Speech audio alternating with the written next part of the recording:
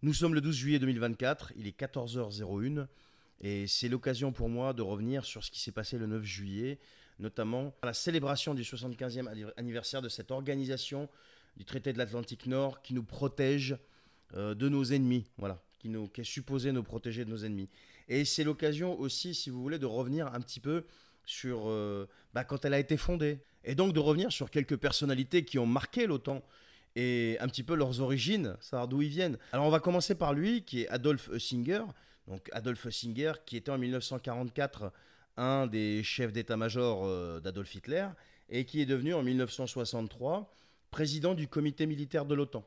Après, vous en avez d'autres, hein, il y en a d'autres qui sont aussi fort sympathiques. On a Hans Spiedel, on a Johannes Steinhoff, on a Johann von Kilmanzek, on a Ferdinand von Senger, on a Franz Joseph Schulz, on a Karl Schnell, on a également Ernst Ferber. Alors je vous laisse aller regarder un petit peu le profil de ces gens-là, qui ils étaient à l'époque, donc dans cette fameuse Wehrmacht qui était sous les ordres directs quand même d'Adolf Hitler, il faut dire les choses comme elles sont. Donc voilà, donc toutes ces personnes-là, eh bien, ont eu des fonctions très très importantes dans quoi?